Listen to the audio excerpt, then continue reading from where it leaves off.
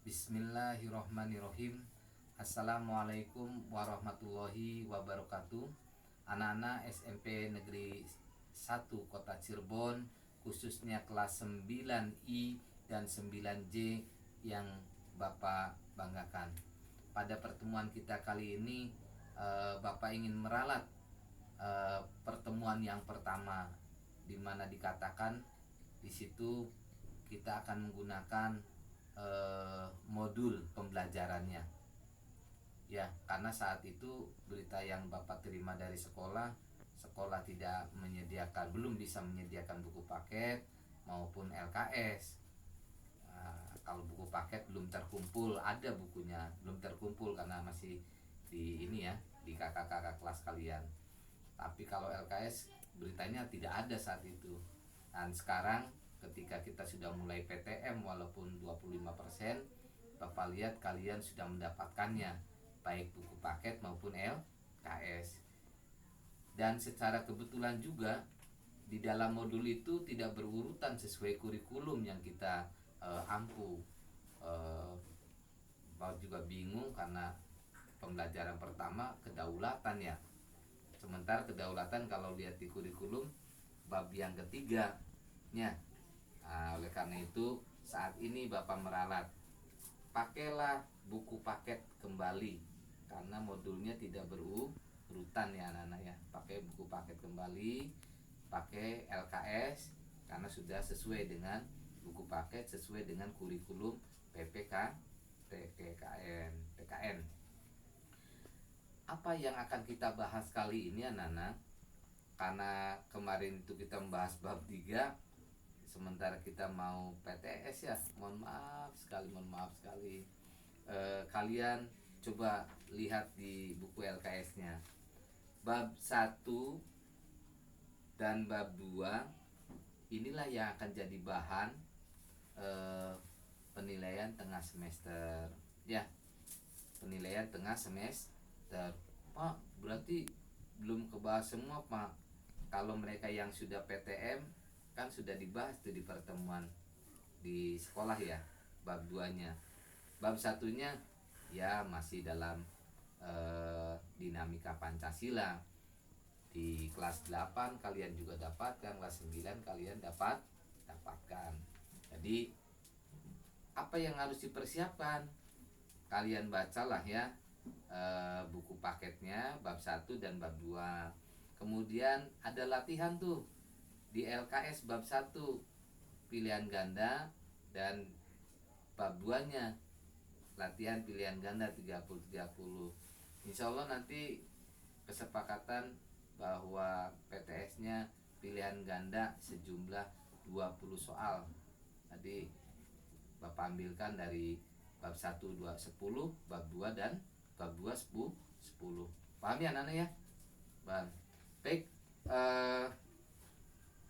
menutupi kekurangan itu Bapak akan bahas dua-duanya.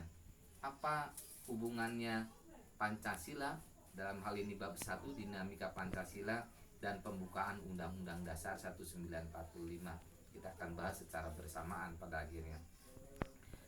Dinamika Pancasila sebagai dasar negara dan pandangan hidup ini diharapkan bukan saja Pancasila itu sebagai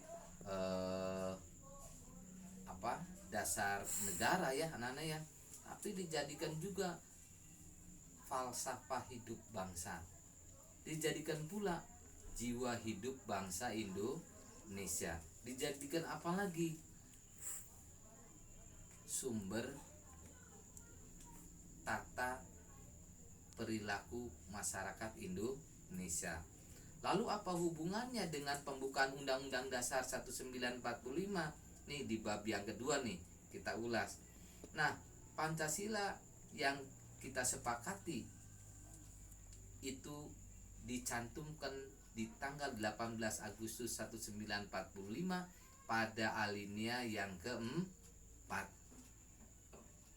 Bla bla bla bla bla, berdasarkan kepada ketuhanan yang Maha Esa, kemanusiaan yang adil dan beradab, persatuan Indonesia, kerakyatan yang dipimpin oleh hikmah kebijaksanaan dan permusyawaratan perwakilan, 5 keadilan sosial bagi seluruh rakyat Indonesia.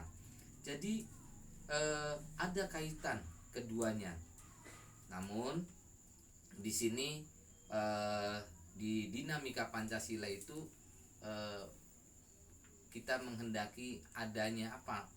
Adanya sikap bahwa Pancasila dari masa ke masa, dari masa Orde Lama, Orde Baru.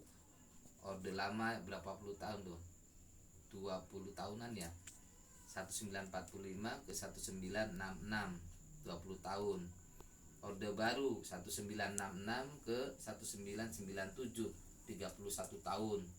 Kemudian Orde Reformasi 1998 sampai 2021 saat ini 23 tahun. Apa pandangan kalian tentang dasar Pancasila dari masa ke masa ini? Tentunya tergantung sudut pandangnya. Secara umum menurut pandangan sejarah bangsa Indonesia, bahwa Pancasila ini di masa Orde Baru seperti itu ya kejadiannya, digulingkannya Pak Karno karena dianggap menyalahi kehendak Pancasila maupun Undang-Undang Dasar 45, presiden seumur hidup, itu isu yang dituduhkan.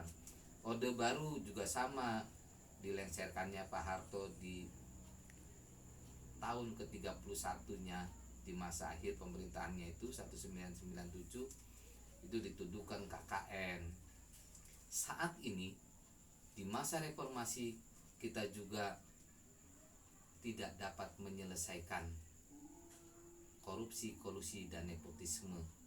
Bahkan ada kecenderungan kita mengalami pergeseran dari Pancasila maupun Undang-Undang Dasar 1945. Tentu ini persepsi ya Nana ya. Kalian punya pandangan tersendiri, Bapak punya pandangan tersendiri. Secara umum Bapak merasakan dari masa ke masa itu nilai-nilai Pancasila kita ini rasa-rasanya ya mohon maaf barangkali tidak sepaham tentang BPIP ya, itu Badan Pembinaan Ideologi Pancasila yang mengarah bahwa Pancasila akan menuju kepada Trisila, kemudian Ekasila, jadinya gotong royong. Menurut hemat Bapak, mari kita rembukan kembali. Saya pikir Pancasila itu sudah final lah, sudah memenuhi representasi dari Sabang sampai Merauke, memenuhi representasi semua golongan keagamaan, Kristen, Islam, Buddha, Hindu, Konghucu, memenuhi. Kalau sudah memenuhi, tinggal kita amalkan dengan baik nilai-nilai itu. Apa sih yang mau dirubah lagi dari nilai Pancasila yang sudah kita sepakati itu? Bahkan tertulis di dalam pembukaan Undang-Undang Dasar 45 pada bab yang kedua ini, bahwa pembukaan tidak dapat dirubah. Lah, di dalam pembukaan itu ada Pancasilanya. Kalau Pancasilanya dirubah, maka pembukaannya akan berubah. Paham ya Nana ya? Lalu kalau begitu, apakah batang tubuh Undang-Undang Dasar 1945 juga atau pasal-pasalnya dapat dirubah serta merta sesuai keinginan segolongan sebagian masyarakat Indonesia saja? Tolonglah pikirkan lebih dalam anak-anak. Undang-Undang Dasar 1945 ada beberapa pasal yang presenden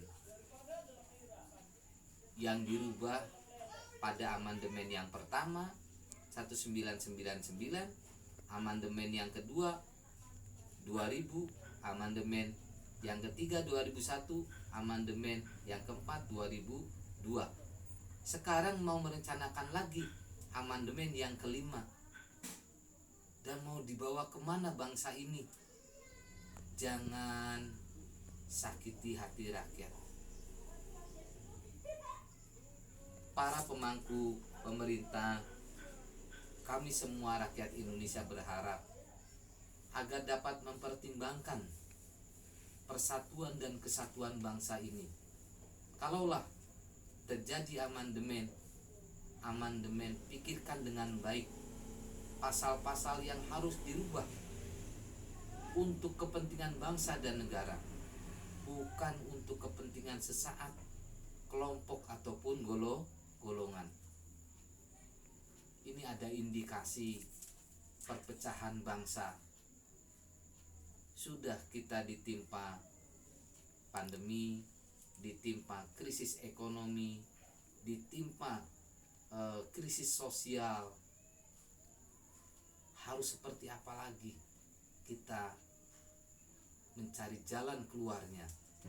Oleh karena itu, penting kiranya sumbang saran pemikiran dari semua rakyat Indonesia sebagai implementasi pasal 30 Undang-Undang Dasar 1945, bahwa setiap warga negara berhak dan wajib ikut serta dalam usaha pembelaan negara. Jadi kalau saya mengatakan demikian, bukan berarti saya makar, saya tidak setuju, tetapi aplikasi diri, rasa tanggung jawab, hak dan kewajiban yang diamanatkan pada pasal 30, tiap-tiap warga negara berhak dan wajib ikut serta dalam usaha pembelaan negara, bisa diwujudkan lewat pemikiran, bisa diwujudkan lewat saran. Yang tidak baik makar. Kita tidak ingin terjadi hal-hal seperti itu, karena akan mengakibatkan kerusuhan di tengah-tengah masyarakat. Oleh karena itu, mari kita berembuk bersama saudara-saudara kita, bapak-bapak kita, para pejabat kita, para pemangku lembaga negara kita, untuk mempertimbangkan ulang amandemen yang kelima. Kalau nanti sempat terjadi, apa manfaatnya buat bangsa Indonesia? Itu kalimat yang paling penting. Buatlah sebanyak-banyaknya kebermanfaatan buat bangsa dan negara Indonesia sendiri, bukan buat bangsa lain, karena kita tinggal di kampung halaman kita sendiri, Indonesia Raya, Nusantara, dari Sabang sampai Merauke. Anak-anak, kiranya pembahasan tentang dinamika Pancasila seperti itu, kalian bisa lebih lengkap membacanya tentang sejarah secara etimologi Pancasila, bisa kalian baca di buku paket maupun di buku LKS, ya. Jadi siapkan anak-anak untuk penilaian tengah semester, bahannya bab 1 dan bab 2, ya.